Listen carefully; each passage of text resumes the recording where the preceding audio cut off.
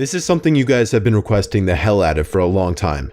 It took a lot of time, but I finally found 3 stories that take place during school lockdowns.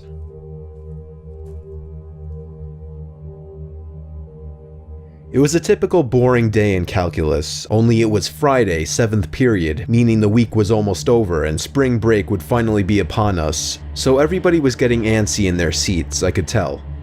We didn't have a test that day like a lot of my friends did with their other teachers, so our teacher in the middle of class just decided to start playing games with us on Sporcle.com. He was a very laid-back teacher like that. As we were doing some brand logo quiz on Sporcle, I remember the exact moment it happened. Right after my friend answered a question, I remember the exact answer too, Adidas. The dean's voice came through the loudspeaker. He sounded panicked and frantic as he told all the teachers this was not a drill and to go into lockdown. I actually got the chills and I got goosebumps on my arms as our usually laid-back teacher too seemed panicked as he ran to turn off the lights and ushered us to the back corner of the room. We all sat in silence for about 2 minutes, and then the usual buzzing that came from a panel in the back of the room ceased, indicating that the school must have cut all the power. We all looked at each other, realizing this must be serious. A few more minutes of waiting later, we heard a man screaming at the top of his lungs coming down the hallway. 2 girls in the class actually started crying, which made all of us even more scared. As the screaming got closer to the classroom, the lunatic-sounding man started banging on the lockers while screaming, "I'll kill all of you." It was at that moment that I started to fear for my life. My teacher shushed us as we all looked at each other to see our peers' reactions. The banging then moved from the lockers to our classroom door, and that's when one of the crying girls screamed no.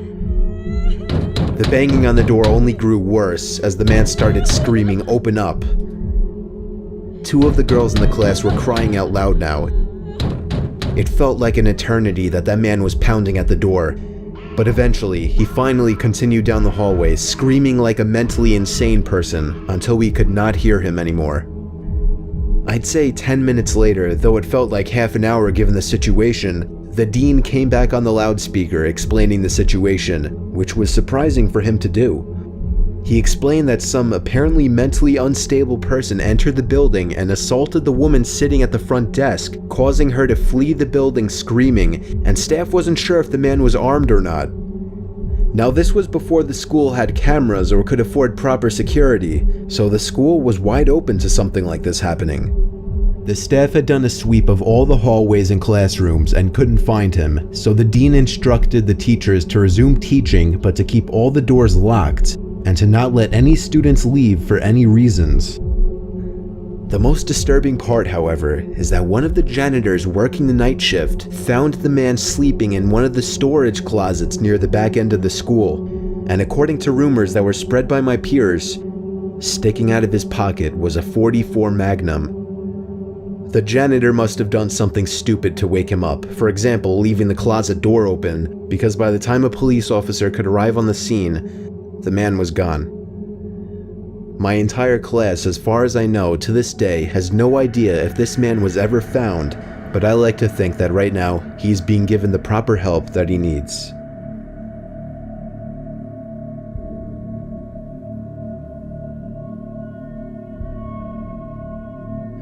My school has 2 lunch periods. First lunch period is for all 6th graders and some 7th graders. The second lunch period is for the other half of the 7th graders and all 8th graders. The lockdown happened in the beginning of October. The day the lockdown occurred, it was overcast and rainy. During the first lunch period, I heard 4 loud booms. I personally thought it was thunder, but the entire lunch crowd started screaming. I was thinking those kids were just serious pussies, but the campus security came in and started yelling at people to go into the multi-purpose room, and the kids who were in line buying lunch had to throw out their lunch and come inside. Me and some friends went inside the room along with a huge group of other kids. Everyone was curious as to what was happening. Our multi-purpose room is huge, and the back wall of the room is made of see-through glass. When me and my friends were rushed inside the campus, security was covering the glass with the curtains, and there were adults at every exit.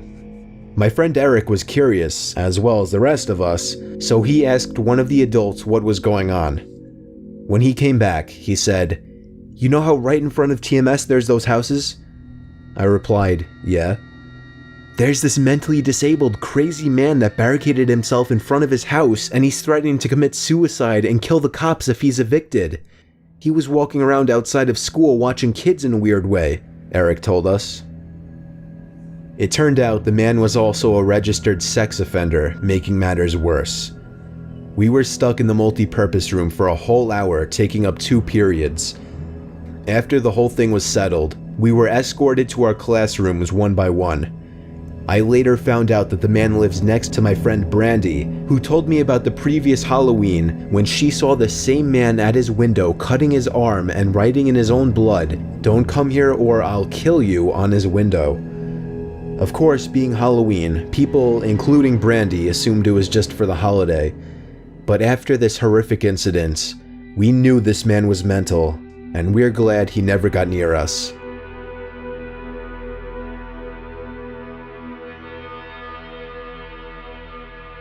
I'm 22 years old, fresh out of college, and I recently got a job at my old high school as a sort of computer intern in the school basement.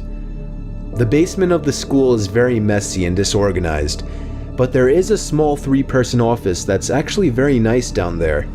It has 3 nice big desks, 2 mini fridges, a flat screen TV mounted on the wall, and oh so satisfying air conditioning, a luxury the students and teachers cannot enjoy in the school. And of course all the school servers and other computery stuff. I got the job because 3 of my old computer teachers flat out adored me. I could actually consider them as real friends, not just teacher figures, so they all helped tremendously in landing me this job. It's been great, until something that happened a few weeks ago. My 2 co-workers that shared the office with me, Dave and Gary, weren't in the office at the time. They were upstairs working on papers or whatever. I was eating my sandwich during my lunch break when I got a phone call from one of the women in the front office telling me the school was on lockdown and that somebody, possibly armed, had entered the school. There wasn't much that I could do other than turn off the lights because, surprisingly, as nice as this little office was, it didn't have an actual door to it, just a big opening, and the door to the whole basement didn't even have a working lock. For my own safety, I did turn off all the lights in the office and my computer screen. I kept my phone on the desk, texting both Gary and Dave, but they wouldn't respond. I sat down there in the dark playing games on my phone for like 20 minutes, waiting for the call from up front to tell me to resume working. I had no idea what was happening. I couldn't hear what was going on upstairs from down here, but I was not allowed to make any calls until I was informed that the lockdown was over. Then the noisy basement door opened.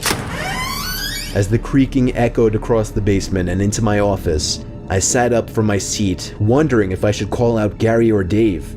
I was eager to get some info from them. Someone then came running down the stairs and their footsteps were approaching my office. I pushed away my chair and crawled under my desk.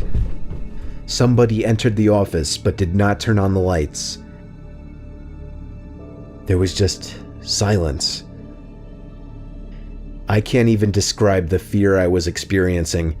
I felt like if I made one sudden noise, I'd be a dead man. Suddenly, my phone dinged as I got a text message. I felt my entire world shrivel up and die at that one moment as I clenched my teeth in fear.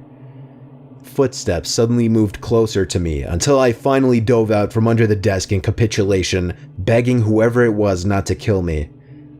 And just then, someone grabbed my arm and pulled me up.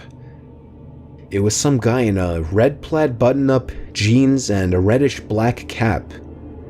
He told me, "It's okay, I'm just down here hiding with you." "What's going on up there?" I whispered to him. He kind of ignored my question and asked me if there's an exit down here. I told him, "Yeah, around that way." Before he could do anything else, I asked him, "Who are you?" There was a brief moment of silence. Before he started explaining he was coming in to pick up his son, when a teacher told him to hide. After his explanation, I checked my phone and saw the text I received was from Dave. It said, "Dude, this is fucking crazy. Some guy with a gun shot Mr. Buckley. He's wearing a red shirt and a hat. Whatever you do, don't come upstairs." I was about to reread that text out loud to the man until I realized. I looked up and felt my stomach sink. The man seemed to catch on to my suspicious stare. Panicking, all I could think to do was to run for the upstairs. A gunshot echoed through the basement and I could hear the bullet ricochet off something metal in the darkness. But thank God the bullet missed me and I made it upstairs. Fortunately, police were waiting at all exits, including the basement exit, and caught the man the second he opened the door. More good news, our teacher Mr. Buckley survived the gunshot. It was later determined that the man and Mr. Buckley had some beef for whatever reason, but that was never revealed.